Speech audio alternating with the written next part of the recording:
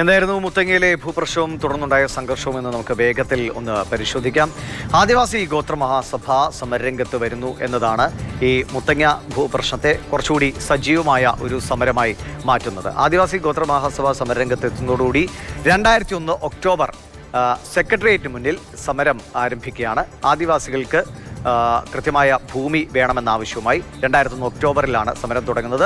അങ്ങനെ സമരക്കാരുമായി സർക്കാർ ഒരു കരാറിലേക്ക് എത്തിച്ചിരുന്നു. അതായത് ഇവരുടെ ആവശ്യങ്ങൾ നിറവേറ്റാമെന്നൊരു കരാറിലേക്ക് എത്തിച്ചിരുന്നു. പക്ഷേ ആ കരാർ നടപ്പാക്കാതെ സർക്കാർ പിൻവാങ്ങുന്ന സാഹചര്യമാണ് വീണ്ടും ഒരു വലിയ സംഘർഷഭരിതമായ സമരത്തിലേക്ക് പോകുന്നത്. 2003 ഫെബ്രുവരിയിൽ മുത്തങ്ങയിൽ സമരം ആരംഭിക്കുകയാണ്. മുത്തങ്ങ വന്യജീവി സങ്കേതത്തിൽ കുടിൽ കെട്ടിയുള്ള സമരത്തിലേക്ക് സമരക്കാർ പോകുന്നു.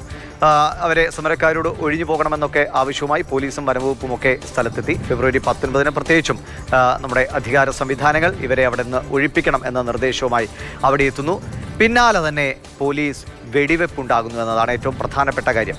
ആ വെടിവെപ്പ് വളരെ അന്നത്തെ തത്സമയ ദൃശ്യങ്ങളൊക്കെ പ്രേക്ഷകർക്ക് പലപ്പോഴും ഓർമ്മയുണ്ടാകും. അതിനൊക്കെ ശേഷം ഒരു ആദിവാസി യുവാവും ഒരു പോലീസുകാരനും കൊല്ലപ്പെട്ടു എന്നതാണ് കണക്ക്. സമീപകാലത്തിറങ്ങിയ നെരിവേട്ട എന്ന സിനിമ ഈ മുത്തങ്ങ ഭൂപ്രശ്നമൊക്കെ പ്രമേയമാക്കിയതാണ്. എന്താണ് അതിൻ്റെ യാഥാർത്ഥ്യമെന്നത് ഇപ്പോഴും പലപ്പോഴും പലവിധ ചോദ്യങ്ങൾക്കും സംശയങ്ങൾക്കുമൊക്കെ ഇടയാക്കുന്ന കാര്യമാണ്. എന്തായാലും ആ വിഷയത്തിൽ ഇപ്പോൾ മാപ്പ് പറഞ്ഞതൊരു കാര്യമില്ല.